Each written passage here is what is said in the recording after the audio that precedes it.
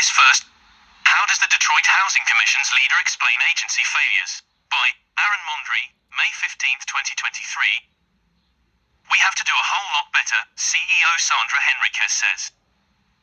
A view of the Diggs homes, which is owned by the Detroit Housing Commission and failed its last 3 inspections.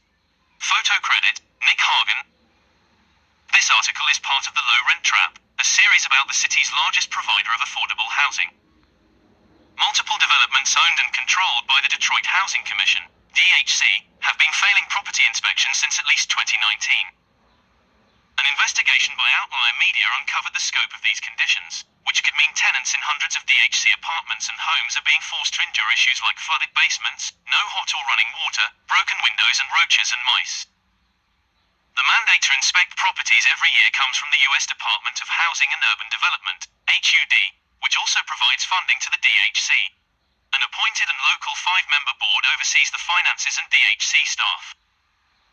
Detroit Housing Commission CEO Sandra Henriquez. Photo credit, U.S. Department of Housing and Urban Development.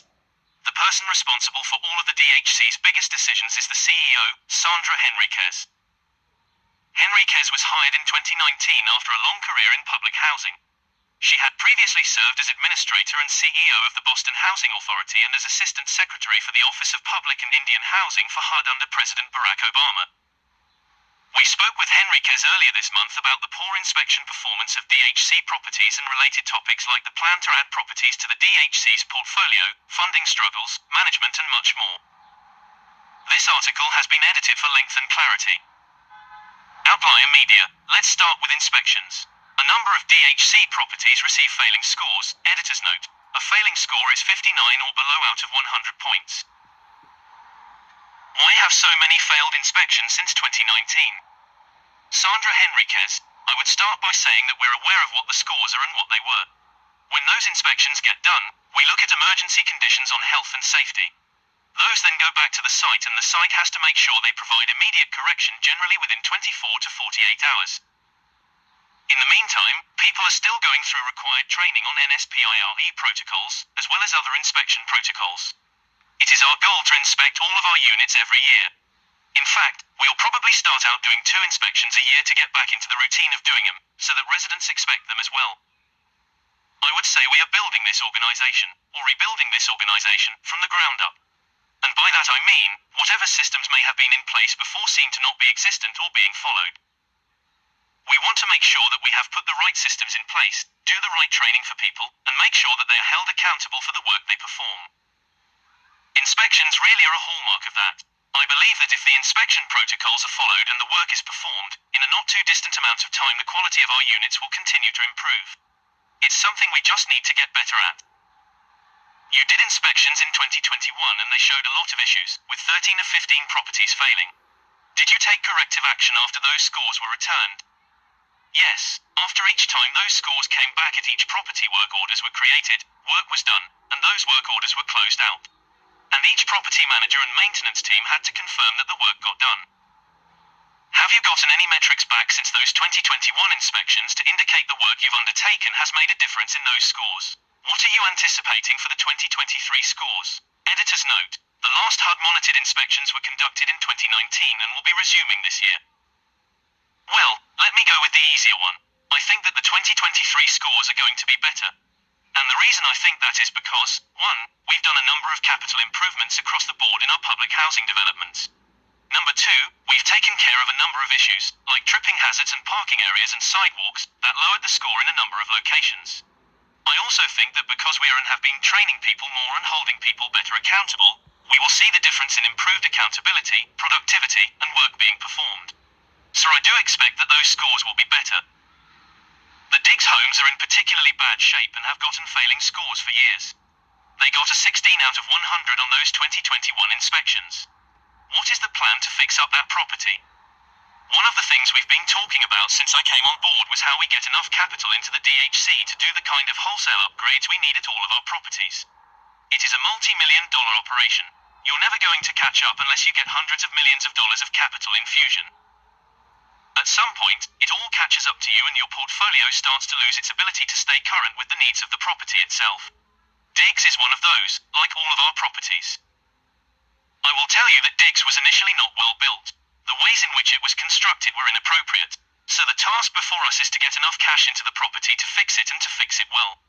If not, what do we do with it? We're in the midst of trying to talk about that now. There are, to my knowledge, 26 units at Diggs that are going into capital construction. Those 26 townhomes will get totally refurbished.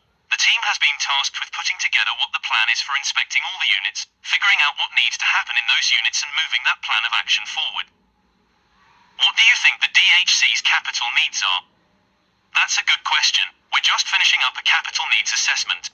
If I were to take a guess at every property coming up to state-of-the-art roofs, windows, building systems, electrical, plumbing, all of that, and the interiors of those units being upgraded, I bet we're talking $1 billion or more. I mean, it's a huge, huge number. We're finding out right now that the bids we're getting now are 1.5 to 3 times higher than they were pre-pandemic. Some of those costs are coming down, but they're not coming down to pre-pandemic levels. If you think about what it costs to develop one unit of affordable housing or any housing in the city of Detroit right now, it's running about $300,000 to $350,000 per unit. You times that by the number of units we've got and you can see how much money it would take to redo everything as if it were new. Let's talk about occupancy at your buildings. The goal, according to HUD, is 96% and the national average is a little under 95%. And we're below that. I believe you're at 78%. Why does the DHC have so many vacant units? I think we have a lot of vacancies because we just have not been aggressively getting those units back online.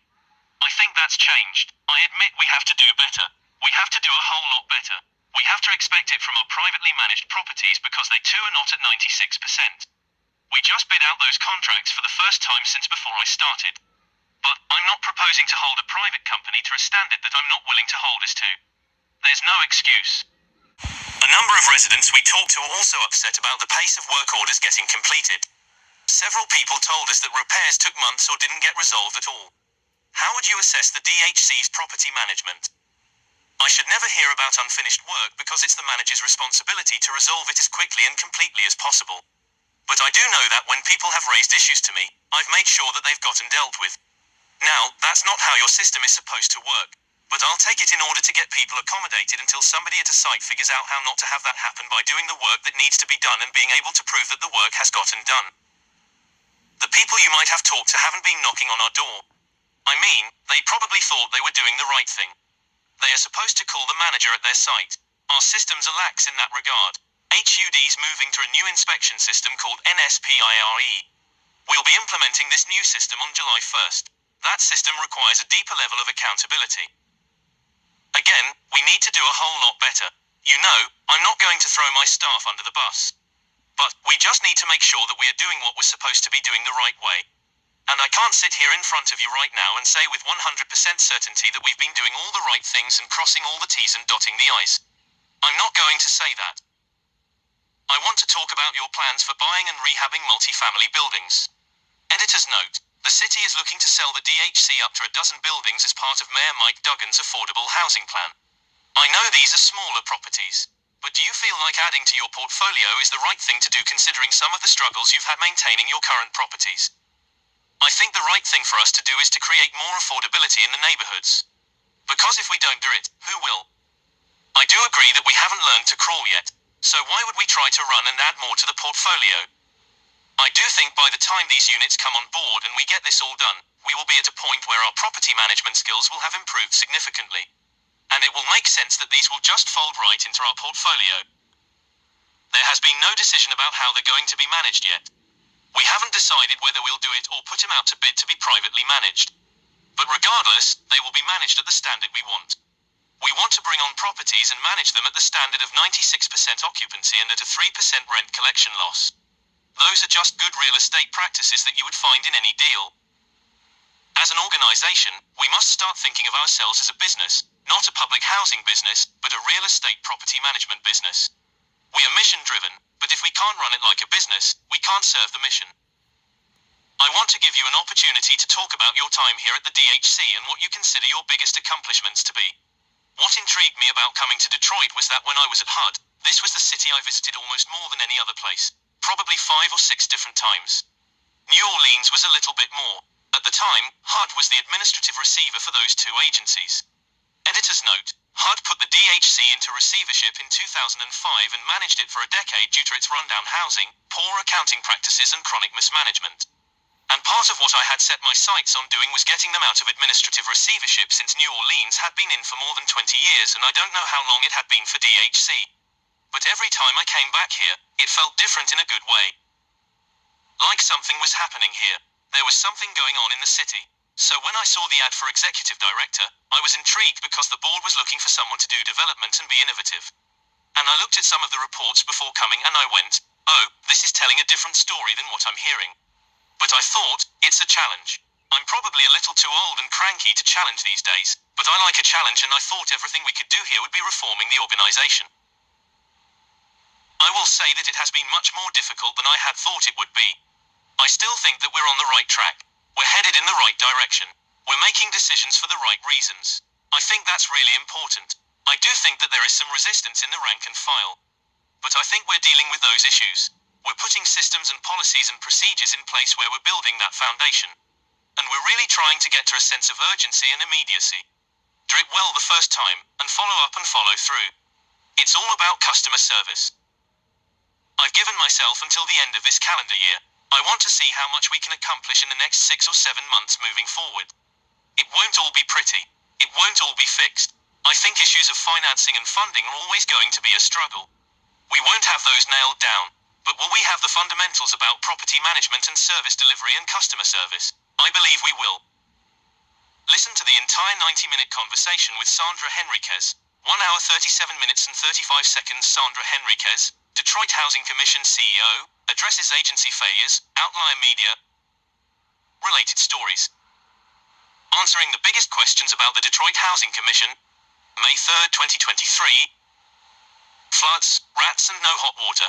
Detroit Housing Commission properties have failed inspections for years. May 10, 2023. Detroit Housing Commission silent on plans to rehabilitate villages at Parkside Housing Complex. March 30, 2022. Tagged, Affordable Housing Detroit Housing Commission. Aaron Mondry, Senior Reporter. Aaron at outliermedia.org.